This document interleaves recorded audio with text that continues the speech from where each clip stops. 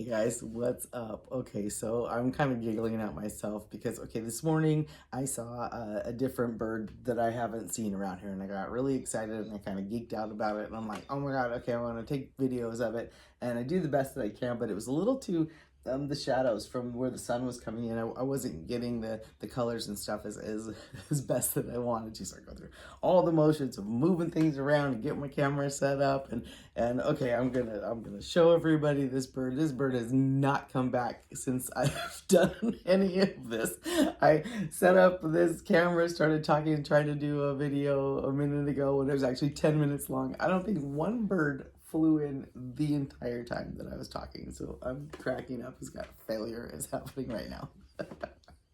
So hopefully while I'm sitting here, while I'm talking to you, telling you about what I saw, they'll start coming back and forth. It's woodpeckers that we're actually looking for is what I'm hoping is going to start showing up. That and my hummingbirds. So this morning when I started getting myself together, was starting to work, I looked outside and there was this bird that had a lot more red to it on the front. And I'm like, okay, this is not something that I normally see.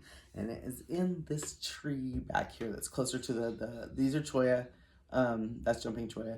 And then it's this tree right here. Okay, so it was in this tree. So from a distance, I was able to see it really well. And the front, like I said, it had a lot of red and it was just really pretty. And it turns out it's a sapsucker, which is just a crazy name. I get it. There's sap, it's sucking it out, but sapsucker. It immediately made me think, is there a pro team? Is there a football or basketball or baseball team or soccer team that are sapsuckers? Put it in the comments, please let me know. Anyways, we have one out there. Beautiful. And the back feathers are really pretty, and it was just really different, obviously visually, than the other birds that I'm used to seeing. So we have the gilded flickers and we have woodpeckers. We have Gila woodpeckers.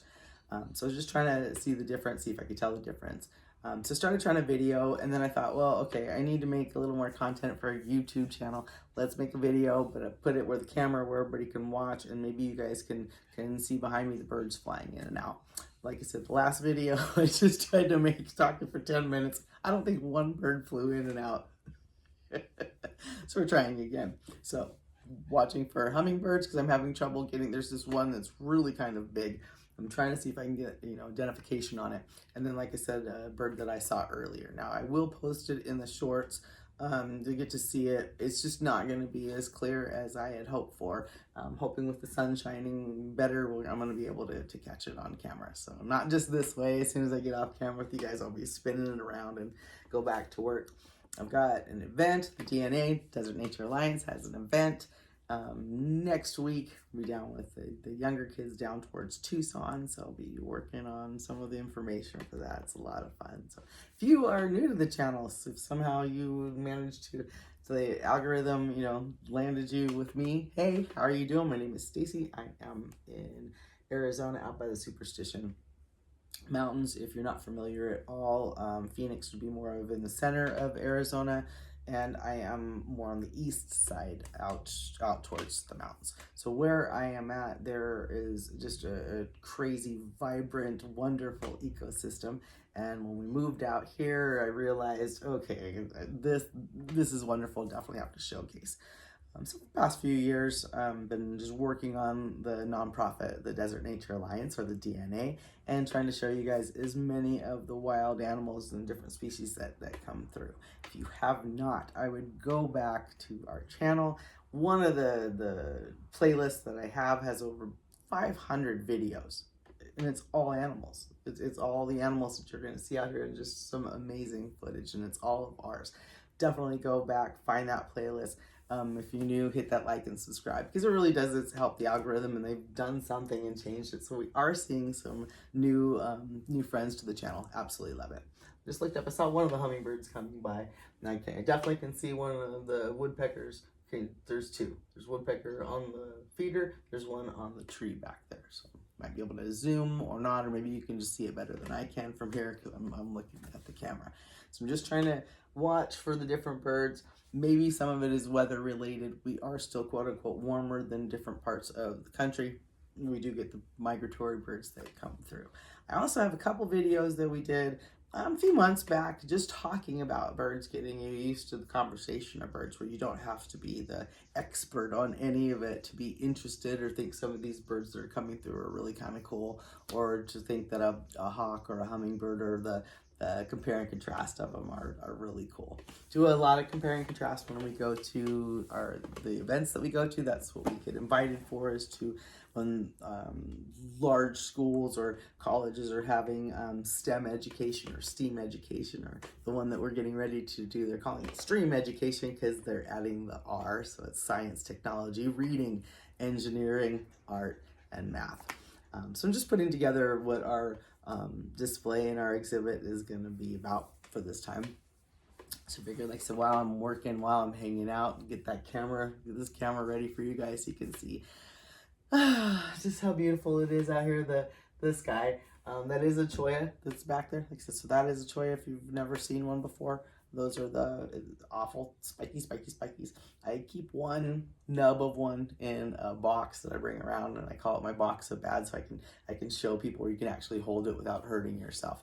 And we have cactus wren and a few different other kind of birds that are able to make their nests inside of those. Okay, the birds that are flying around in there that are kind of fighting with each other, those are the woodpeckers that I was trying to watch and see which ones, who's showing up. So some are flickers, some are woodpeckers, and one is a sapsucker. Why I don't have better footage of them is I'm not exactly sure what kind of camera I would need to get that at this point. They don't really tolerate me that well standing out there watching them like other animals, I guess, do. I was able to hide from the coyote and get a really good close-up. Sometimes with the birds, sometimes not. They just fly off on you, so you might end up just getting seconds of footage.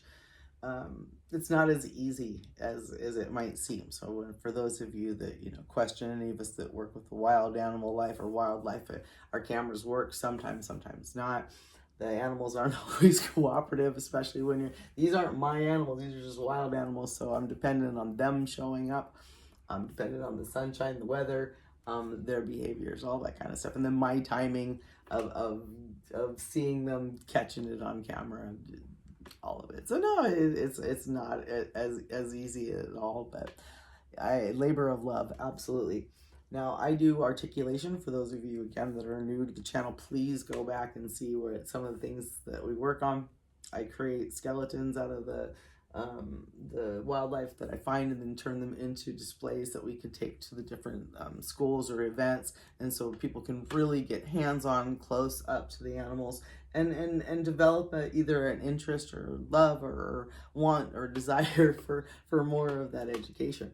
One of the things I found fascinating about the woodpeckers, while I was I'm working on a few for a whole series, they have this amazing kind of dual strap that almost holds their head as an extra support for when they're banging into the trees. So I always question that, like, doesn't it hurt your head if you're like doing that all the time? Doesn't it rattle your brains? Well, I don't think it does as much for them because they have this it comes all the way up and around, and it kind of goes through and through out to the front. And when I learn more about it, I'll tell you the actual technical names. Like, you need that, but it's really cool. It's this extra kind of strap thing that kind of holds onto their head. So be showcasing that when I get that work done, one of the events that we go to. So if you haven't been out to see me at an event or see the DNA at an event, I highly recommend it. It's free most of the time, but it's usually at either a college, like I said, or a school type event. Or if you'd like to see the entire collection that I have, that's what I call the museum, and you have to give me a call to come out because I don't have it open for the general population. All the work that I've done is I've got some amazing work. I'm very proud to say that, but I have some things that I can't just easily go, oh, let me go find another hummingbird skeleton or another canyon bat skeleton. Absolutely not. I have things that are framed and amazing and only go out to different events. So if you'd like to see the entire collection, it's available. You just have to contact us, and then we make the arrangements for you or your group to come out. I also have been trying to get more teachers or educators to use parts of our museum, some of the exhibits, to create their own lesson plans. Absolutely, I'm here for that. So if you're interested and you're like, well, I'm not sure, or if you'd like to do some kind of, or we could be online with each other with your class, I can be at the museum and I can answer questions and I can do all that kind of stuff as well. Especially if you're someplace that is never going to visit parts of the desert, I'm easily mobile, or I can show you a lot of this stuff. You could do some kind of walk around or something for your class. In the museum, I have it set up where it's different topics, but you also notice that it all seems to go together, because it all does go together. We are all connected, whether you want to acknowledge it or not. We're all in this. When you live someplace, to walk outside and act like these guys are new. No, they're not. They've all been here a long time. You're probably the new creature, or the new species that is around. So you should get yourself familiar, at least with the birds and the animals and the wildlife that are around you. If you happen to be in one of the areas in California, I'm just heartbroken that have so many fires. I was born in Las Vegas, but I was raised in Southern California. Seeing the wildfires is just devastating. The animals will be confused, will be lost. It will take them a while to get readjusted and find out where their new homes are, or the habitats, or where they should be. And so I've asked everybody, please have patience. If you see wildlife somewhere they're not supposed to be, or they're not where they usually would be, whether that would be a fox or a skunk or a coyote or a mountain lion, call your local wildlife, whoever it is in your state, because it seems to be different names for different states. Your local wildlife, whether it's animal control or if it's game and fish, get a hold of somebody that maybe can help, but don't harass any of the wildlife that's confused by fire. They're displaced the same way the humans are, and it's just heartbreaking. So if you can support any of that, absolutely, please do. So I'm not sure, like I said, I'll have to go back and watch the camera and see who all showed up while I was talking to you. I can't see it that well, and I got to get back to work. So thanks for hanging out. I will definitely post the videos of the bird that I saw this morning. Bear with me if the color's not perfect.